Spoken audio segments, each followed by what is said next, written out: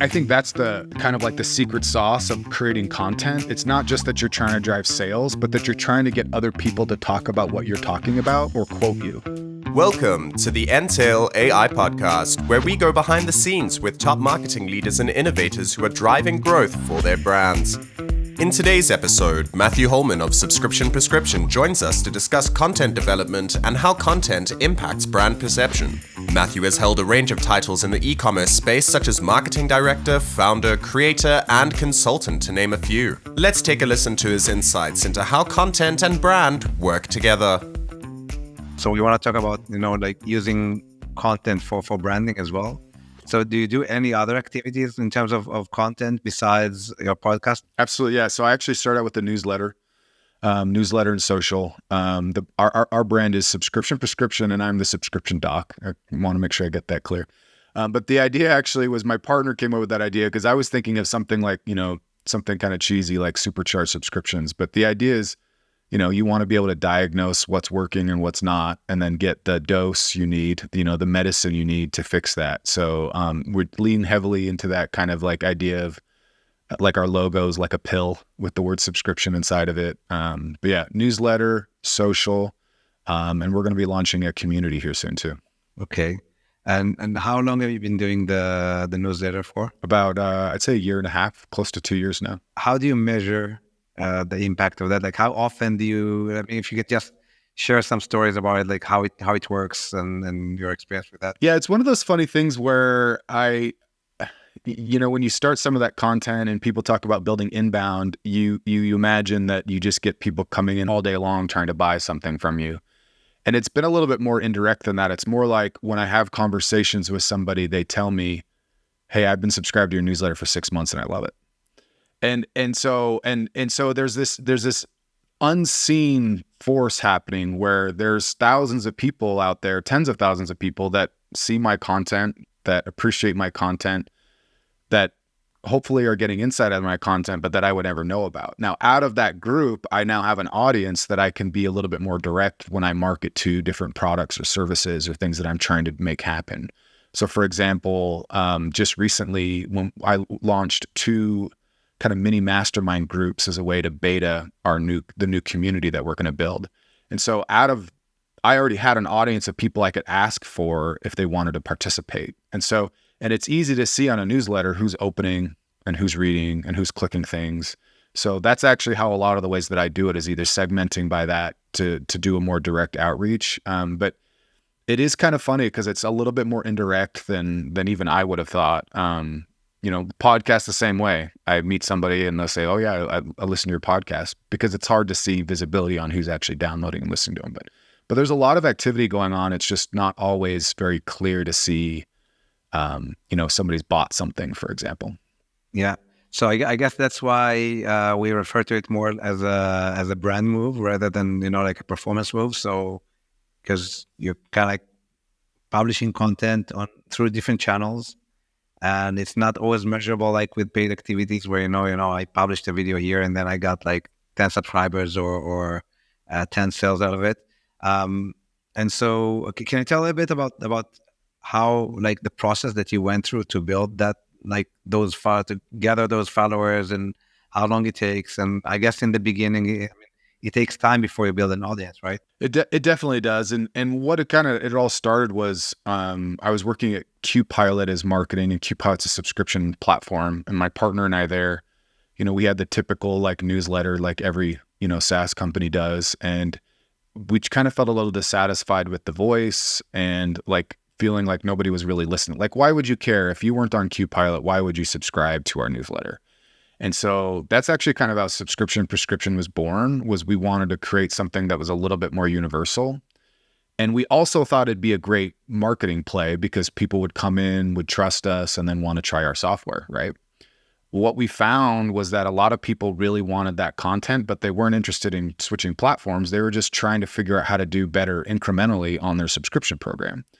And so when we saw that, we actually saw, hey, this is actually a really interesting opportunity to do more than just make a brand play for QPilot, but actually make a play into this space to become the go-to expert on this type of information for subscription brands. And so it did take quite a long time I think one of the tricks that we've used is using LinkedIn heavily. LinkedIn has a really great newsletter feature where basically anybody you connect with, LinkedIn automatically asks them if they want to subscribe to the newsletter. And so that's actually really, really convenient. So we've used that as a method as well.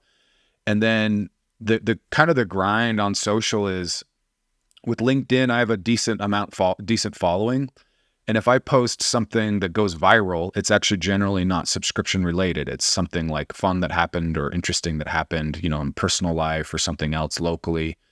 But I don't get it. Even though I might get 10, 20, 50,000 impressions on a post, I'm not getting newsletter signups. But then when I do write about subscriptions, I might only get a few hundred impressions as compared to 10,000 impressions, but I'd get 10 newsletter subscribers.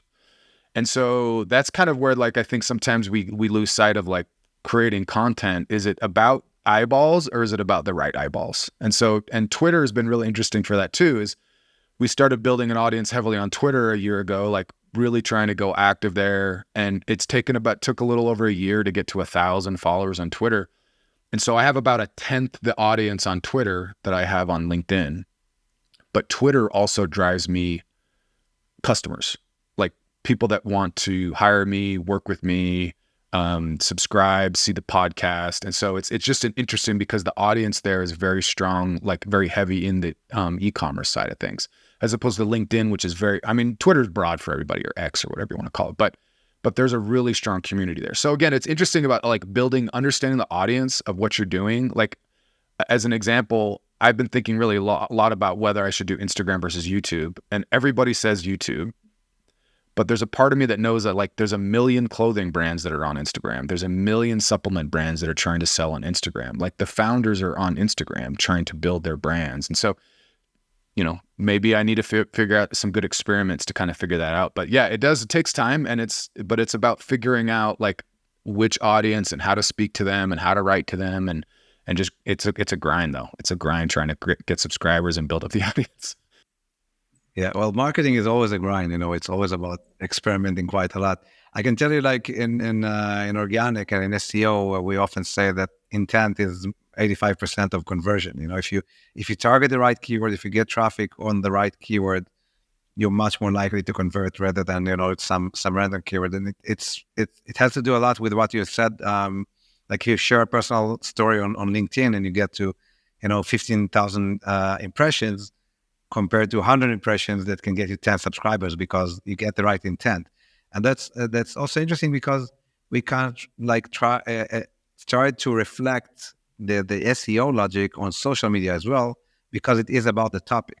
If you select the right topic, just like what you mentioned on LinkedIn, if you select the right topic and you get the eyeballs of people, the people that are interested in the right topic, then you're much more likely to convert. Yeah, and with the type of content that I write about, it's funny, I don't do a ton of work on our email newsletter. The subject line is always like dose number this. So I'm not hinting at topic. But then in the preview text, there's usually a little bit of a tease.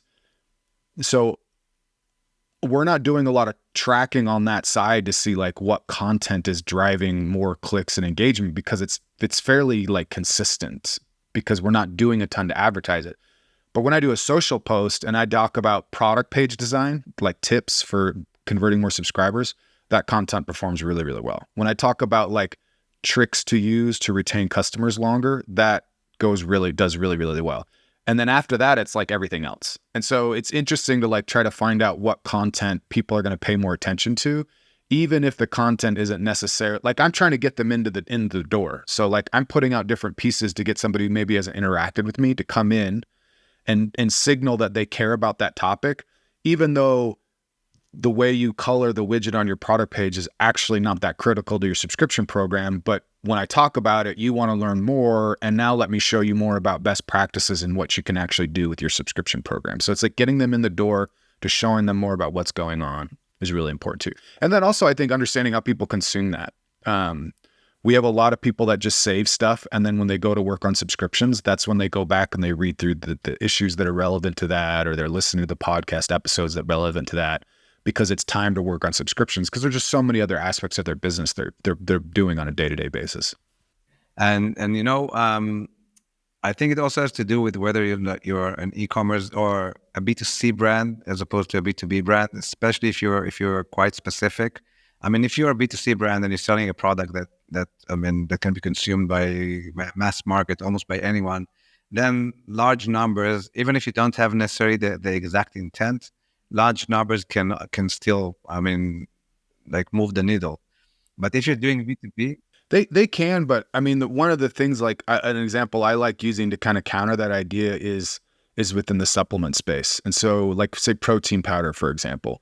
Protein powder is a widely produced and widely consumed product, and there's tons of people selling it. And if you're starting a protein powder brand, you could think, I could sell this to everybody, but if you don't find a really specific brand voice, a really specific audience to speak to on that protein powder, you're just going to get lost in the wash of the million other brands that are trying to sell protein powder. So even on the B2B side, I think it's important to kind of like think about who your audience is. I think B2B is probably better at this a lot because they know who their target, their ICP or their ideal customer profile is, and they're going to try to dial that in. And in the B2C side, I often find brands that are trying to sell to everybody instead of thinking about, again, another good example is like sleep gummies and CBD. Like, yes, everybody could sleep better, but if you're marketing really well to like, newly single moms or new moms, like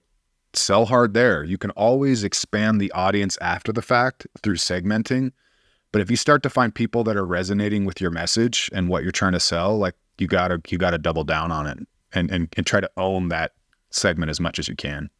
what do you think about the importance of building a brand, like building brand perception through content? How significant do you think that is? I mean, even if you're not just targeting a specific segment, like you say. Yeah, I think it's interesting. Like I heard some people that are much more accomplished than I am in branding and marketing talk recently about how brands worry, or e-commerce brands specifically, or just brands in general, I should say, are worrying too much about brand. They're trying to build the Nike brand.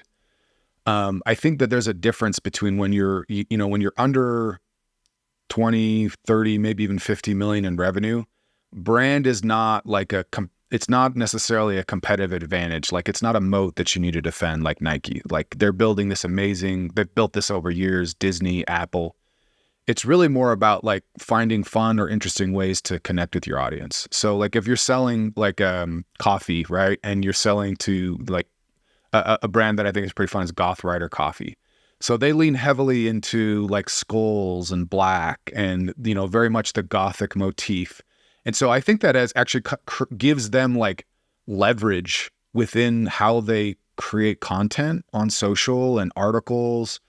It gives them a difference maker so that they stand out right away. So that if you think that's fun or interesting, or you're goth, or you like the idea that you're drinking death in your coffee, like that's going to be really appealing to you. And as you grow, you can change that. That can develop, it's like ways it can change too. But I think it's really critical to just figure out a way to speak to people. Like, again, with subscription prescription, I could have picked a lot of different things, and I'm not a doctor. I just play one through my podcast, and just being able to talk to people like that, it's just an interesting way to write it a little bit different. And nobody's like subscribing just because I'm clever, but they're coming back because there's a little bit of cleverness, a little bit of playfulness in that idea. By the way, what channels do you use for distribution? Where do you publish your podcast? How do people find you? Yeah, I mean, we're all over. We're on Apple, Spotify, subscription prescription. We're using Spreaker to push to everything, and that's kind of the debate on YouTube. Is we probably need to be on YouTube with it too. So that's what we're working through right now. So right now you're doing only audio, so it's not video yet. Yeah, we splice the video. We do record video, and I use that as clips on social and stuff to talking about different segments and stuff like that. So we do like clipping and stuff, but not on YouTube and not as shorts yet. That's where I think the goal will be. And are you doing any other types? I mean, so you're doing the email newsletter and the podcast. I mean, what do you think about other types of format, other forms of content for branding? I mean, through a blog or social media? Yeah, no, absolutely. I mean, I think it does come down to like audience, right? Like if I was worrying about SEO for subscription prescription, which right now we're not, like I would be investing heavily in writing a lot of these articles, writing articles, turning my newsletter articles into blogs, and optimizing them for SEO. I think it's, again, it comes down to understanding the channel and who you want to speak to. And I think that it's difficult because you can't try to do everything because then you'll kind of suck at everything, but you have to find more than one channel because people are on more than one channel. And so it's like when I see somebody talk about something on Twitter and then I see the ad on, I see a post on TikTok, like it's extra touch points. And then if I want to read more about it, I'm going to click through and I'm going to read a blog article, right? Like, so like, I think you have to build it doesn't need to be super complicated, at least to start, but building something that's at least a little sophisticated where you're on multiple channels, you're using a similar voice, or at least you're using that brand so that it's, again, the coffee example, like so people can recognize you. But you can play a little bit differently with different platforms, which you ask for or not, right? TikTok and Instagram or YouTube are going to be really visual. Whereas if you're on Twitter or writing a blog, you're going to want to be writing something. You can still use visual components, but how you're explaining or talking about it. Scaling your content marketing and SEO efforts can be difficult. If you're looking for a partner to help you succeed, Entail AI has the right tools to help you achieve your marketing goals. Find out more at the link in our bio or go to entail.ai to check out our range of solutions. And did you ever have like any, do you think you could have a negative effect as well from publishing content? Did you ever have like, I don't know, like an email that you sent gone bad, or a podcast, something that caused any negative effects from content marketing? Is there anything, in other words, is there anything brands should worry about? Well, it's funny because as a publisher, I often will freak out when like one time I duplicated the same preview text from one email to the next. And I was like, oh no, the world's ending. And I'm not sure anybody noticed or cared because the open rates were like the same.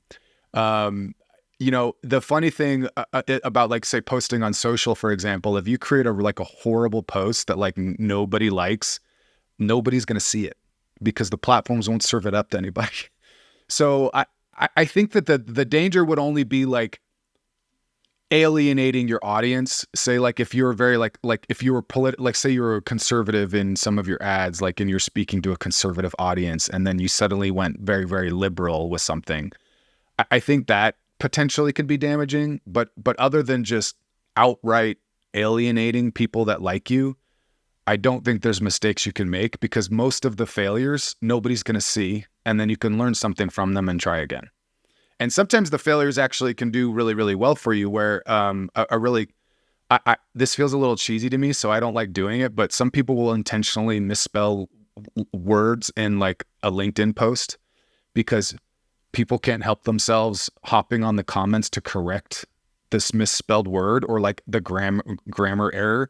And then suddenly that's like boosting visibility because the LinkedIn platform is seeing all these comments happen. So, there's again, a mistake sometimes, like, especially with like video content, like filming it on your iPhone, like your kid comes in screaming in the background, like, okay, yeah, I could get why you might want to edit that out for some brand things. But on the other hand, it makes you look really, really normal and really, really human and really relatable. So I think it all just depends, other than just don't outright offend people. Otherwise, mistakes are just actually kind of like fun ways, other than when you're the creator doing it and you feel like you're the dumbest person on the planet, but it's going to be fine.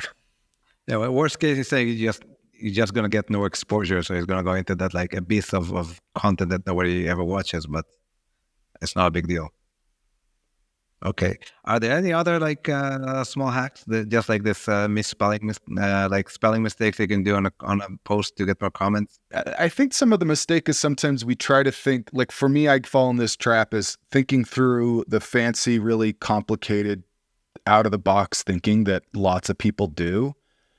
And I think that's a mistake. I think the people that do that have a reason to do that. They've done a lot of other things and then they've started to find something counterintuitive that works for them. I think the biggest hack is like understanding that this is a process. It's a grind. Like SEO is very similar to this. Like you have to write articles, and you don't always know which one is going to get ranked the highest or perform exactly the way you wanted it to do until you do that, and it happens over time. So I would always stress, like, focus on fundamentals. Try to own 1 or 2 channels. Try to just start doing things. Don't go hire some really fancy video production house and spend $100K on videos if you can't make one with your founder on an iPhone.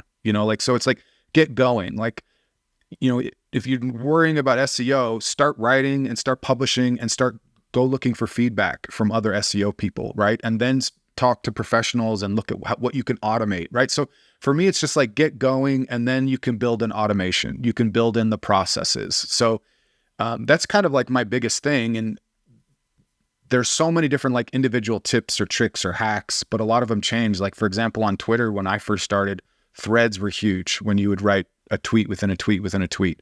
And now nobody's doing them because the platform just stopped kind of ranking them well. So stuff like that just kind of changes. But when you're trying to own 1 or 2 channels, you pay attention to that, you see what's working, and then you just lean into that stuff because it's how it's working for other people.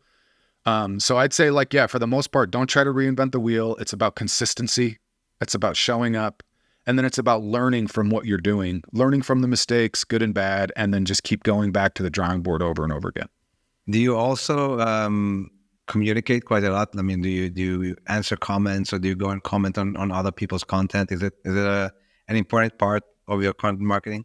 It is actually. Like, I think like Twitter probably, like LinkedIn is really important for that. But Twitter for me has been really critical in that as well, because there's a lot of people with profiles that are a lot bigger than mine, right? Like in the e-com space, there's people with 20,000, 30,000, like, Nick Sharma's like 150, Chase Diamond's like 300 or something like that.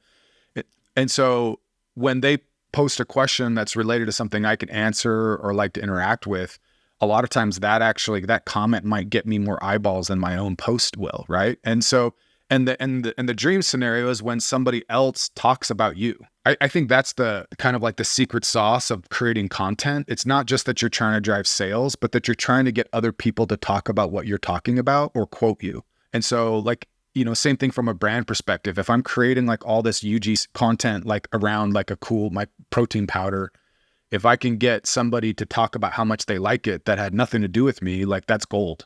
Like, resharing a blog post that you wrote about how to like lose weight using this product, like, that's the dream scenario, because you're getting free eyeballs for content that you've already built. So I think just getting out there and engaging more is how you can advance that type of a strategy. Sharing articles on Reddit, like just doing stuff like that. So you're saying that you do quite a lot of other activities besides just creating the content itself, just for distribution's sake. Yeah, absolutely. Get more. I mean, my best days on Twitter and getting followers and like subscribers is when I spend time interacting with other people's content. Okay, that's very important. But that's also very time consuming, right? Just to go on Twitter, answering people, commenting. It is, and that's why I say you can't do too many. Yeah. It's like LinkedIn I've been using for a long enough time now where I just hop on there pretty consistently. But say like Twitter, I do have to remind myself to kind of like not just post, not just scroll through the feed and like stuff, but to actually spend some time like being thoughtful, writing comments. But you can do it 15 to 20 minutes a day. It's not like it needs to be hours and hours, but it's like anything. You have to kind of like remind yourself to do it at first so you can get a good habit going. It sounds to me like that's actually pretty significant. Like, I mean, the difference between if you're just publishing content, and it probably also comes across, I mean, I don't think there's like a Twitter product that checks if you're just publishing content and not commenting on anyone else, but the algorithm probably picks it up. If you're just publishing comment and you're not participating, right? Yeah, like the prevailing thought is that LinkedIn, if you don't spend time interacting on the platform, your posts won't do as well, because they don't want to reward people that are just viewing it as a publishing platform. They want to reward people that view it as a community platform. I would say the other kind of like question around what a really great underrated hack, which is in-person stuff. So like for me, again, writing about all these amazing tricks you can use on subscriptions. When I go to an event or a conference that's e-commerce related and I post a picture with somebody about us, or I post a picture of a session I saw and my thoughts, like people like seeing that you're not just some voice on social. And so like if you're a brand and you're going to like Pinners Conference, like posting pictures that you're there, like showing that you're a real person, because there also creates this virality of like people that were there that saw you are going to like it and interact with you and follow you. And so it creates an extra touch point, an extra place in people's minds, but it's also like a really easy content strategy, right? Like the 10 things I learned at the most recent Pinners Conference can be a blog article for you, you know, that type of thing, because it shows that you're real, that you're doing real world things. And for me, I found that actually is another great source of finding like followers, and is because I, you know, ran into somebody at a conference and then they tweeted something I said, and then boom, like that's tons of eyeballs, as opposed to me writing some subscription thing that the same, you know, only got 100 views. So that's another way to approach it. I think that's very smart to add that into like kind of like your content plan to show it's very relatable, it's authentic, and like I say, it shows that you're a real person, but it's also in the context. So it's not just, you know, I went on a trip with my family, which you could also post on LinkedIn if you wanted, but it's like it stays in the context of your business, right? Absolutely. Do you ever do anything, do you use influencers in your marketing as well? Like, because you mentioned some of like e-commerce big shots, you know, with like hundreds of thousands of followers. Did you any activities in that way, try to reach out to them, try to be on their podcast, try to host them, or? I think that the approach with that, so it's a little bit different. Like in D2C, you often have to pitch yourself to influencers, right? Like if you have to send people product, get to engage. For me, I do something a little bit similar in the sense of like sharing a little bit of content, but the reality is for me, I've gotten some interesting speaking engagements and podcast opportunities just because I keep showing up and I'm keep being consistent, so that when there's somebody with the, you know, the tons of followers is thinking about who should I go, oh, we need a subscription person to talk about this, they think about me because I keep showing up. I keep trying to like, I engage with their content. I reshare their content. You know, I'm trying to like magnify their voice. They recognize that, but they also recognize the content and the value I'm trying to add. So I would say the other part of that is, I think a really interesting play now that's happening inside the space is getting brands that are very visible to become your customers, so that they'll talk about your software or your service. And so you're seeing this where people are basically saying like, hey, we just switched from Klaviyo to SendLane. This is why we did it. Now, I don't know if SendLane is paying them or coming up with a pricing deal or anything like that. But the idea is like looking for accounts that can give you some visibility and reinforce. But that's only works as a piece of a broader content game, right? Like SendLane is the example, whom I love, by the way. They're great. They're showing up at events. Their founder has amazing content. They do outbound sales. And then when they have a customer that talks about them online, that just is an extra touch point on all those others of people that maybe saw SendLane here, saw a post from Jimmy, and then they see a brand talking about it. It just kind of brings it all together. And so you can't, again, that's why you can't just do one thing. You have to try to find ways to interact with more people, put more things out there. And it's not always as methodical as I would like, but that is kind of like how you have to be about it. That's to build more like long-term growth. For me, it's quite astonishing that, you know, there's still email marketing services or software that's still new ones. I mean, it's insane. How can that be, you know, 2023, almost 2024, and you still have new email marketing software? I don't get it. CRMs are the same way.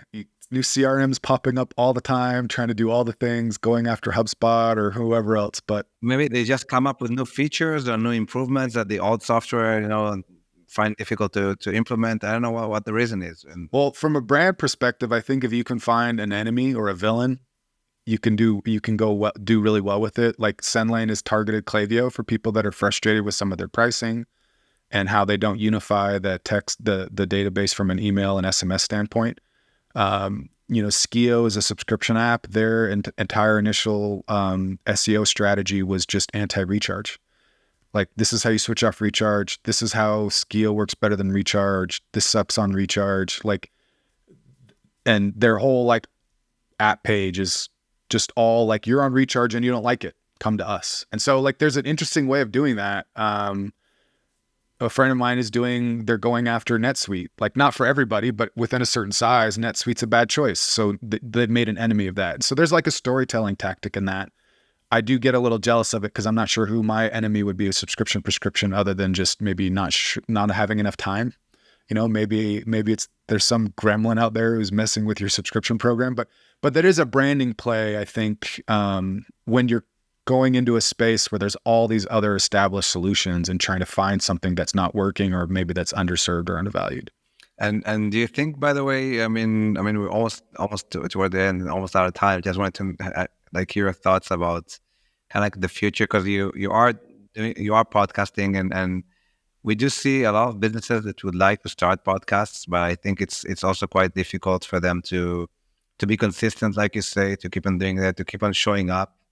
Do you think we'll see more businesses using that channel?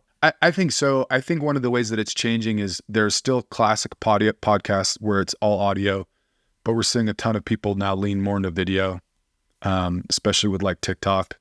In fact, I would say there's several podcasts that I listen to that I've actually never listened to the audio. I just watched the video on TikTok. So I do think that's happening more and more. And I think it's just a great strategy because how you can repurpose it, reuse it, interactions.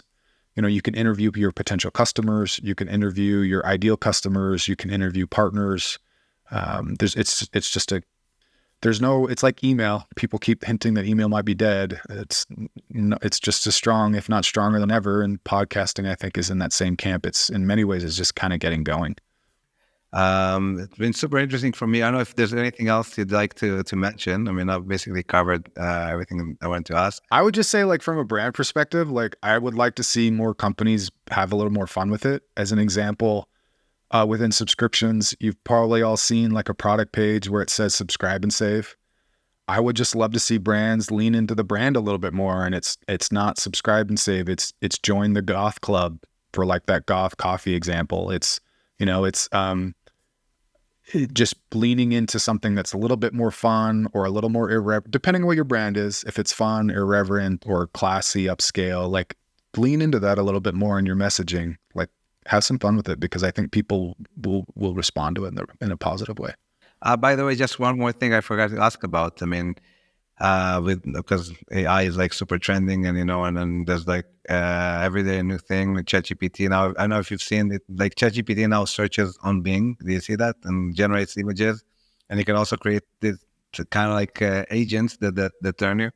Have you ever considered using that in any way in how you create content? Yeah. So, I mean, I've used AI for a while to help do some outlining, and coming up with some content prompts.